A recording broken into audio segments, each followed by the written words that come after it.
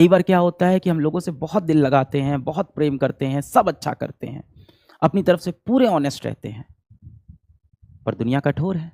दुनिया हमें छल दे देती है, सामने वाला व्यक्ति हमें छल दे देता है, हमसे चीट कर देता है, हमें धोखा दे देता है, हमें तड़पा देता है, परेशान कर देता है।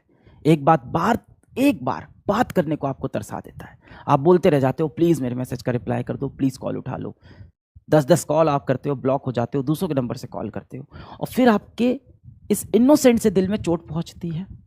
और जब ये चोट पहुंचती है तो एक फीलिंग आ जाती है कि दुनिया बहुत बुरी है, मेरे साथ इस दुनिया ने बहुत धोखा किया है, दुनिया मेरा इस्तेमाल करती है, आई एम बीइंग यूज्ड। और फिर वो कहावत हमने सुनी है, टिट फॉर टैट, जैसे को तैसा देंगे। पर हम जैसे को नहीं, हम पूरी दुनिया को तैसा देने लग जाते हैं। कहीं आपके अंदर ये भावना तो नहीं बन रही कि जिस दिन मेरे बच्चे होंगे उनको भी मैं ऐसे ही तड़पाऊंगा? बिल्कुल नहीं बेटा, आपको सही शिक्षा मिल रही है। हो सकता हो किसी कारण से आपके माता पिता को शिक्षा मिल ही नहीं पाई हो, अंत में वो यही चाहते हैं आप भला करो, पर उन्हें तरीका ही नहीं पता। उन्हें पता ही नहीं कि आपसे आराम से बैठ के बात करने से भी चीजें सही हो सकती है। उन्हें पता ही नहीं कि आप अपना दर्द, अपनी कमजोरी, अपने सीक्रेट्स बाहर जाके दुनिया में अनजानों से बताने लगे हो, और अपने माता पिता से अपनी कमजोरी तक शेयर नहीं कर पा रहे हो, अपनी परेशानियां नहीं शेयर कर पा रहे हो। ये चीज वो रियलाइज ही नहीं कर पाते। बहुत ज्यादा उनकी बात दिल पे चोट करे तो छोड़ दिया करो, जाने दिया करो। हमारे ऊपर उनके अनेकों एहसान हैं, कह सकते हैं। हर जगह वो सही भी नहीं होते, ये मान लेते हैं, और मान लेते हैं कि वो गलत कह रहे हैं, इग्नोर एंड मूव अहेड। कोई भी चीज हो, माता पिता हो, कोई ऐसा व्यक्ति हो जिससे आपको बहुत प्रेम हो गया हो, कोई दोस्त हो जिससे बहुत गहरी दोस्ती हो गई हो, और वो उस तरह से बिहेव नहीं कर रहा है जैसा आप चाहते हो, तो कोई बात नहीं, उनकी बातों को दिल पे मत लगाओ, जस्ट इग्नोर।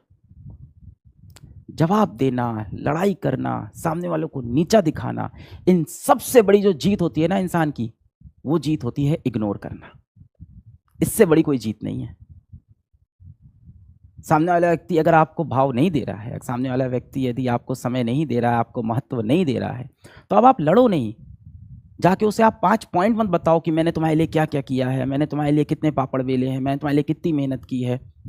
उस दिन जब तुमको भूख लगी हुई थी तो मैं दौड़ के कैंटीन तक गया था, भीड़ में घुस के तुम्हारे लिए 2 समोसे लेके आया था, लड़ झगड़ के। उस भीड़ में मुझे धक्का भी पड़ा, किसी ने मुझे पीछे से मार भी दिया, पर मैं आया। जब तुम्हारा फोन आता है तो मैं खाना खाता रहता हूँ, खाना छोड़ के तुमसे बात करता हूँ, सारी इंपॉर्टेंस तुमको देता हूँ। ये सब मत जताओ यार। बता के और जता के अगर कोई मिल रहा है तो वो प्यार थोड़ी है, वो तो भीख है। किसी के आगे गिड़गिड़ा के, उसके पैर पकड़ के, उसको अपने सारे एहसान जता के अगर तुम जीत भी लेते हो तो वो कुछ समय तक ही आपके साथ रहेगा। वो प्रेम नहीं है, वो दोस्ती नहीं है, वो तो बस आप सौदा कर रहे हो, वो तो बिजनेस है कि मैंने तुम्हारे लिए इतना किया, बदले में तुम्हें भी मेरे लिए इतना करना पड़ेगा। अब आपको लगता है कि नहीं, वो भी मुझसे इतना ही प्रेम करता है, वो दोस्त भी मेरा उतना ही अच्छा है।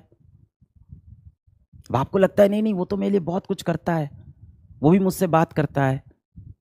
सर देखो ना, मैसेज में उसके भी हमेशा रिप्लाई आते हैं। रिप्लाई आते हैं बेटा, कभी अपनी तरफ से सवाल नहीं आता उनका, सिर्फ जवाब आ रहे हैं, वो भी गिने चुने शब्दों में जवाब आ रहे हैं। बात करने के तरीके से समझ में आ जाता है, और जिसको सच में आपकी इंपॉर्टेंस हो, उसका जवाब कभी भी एक शब्द में नहीं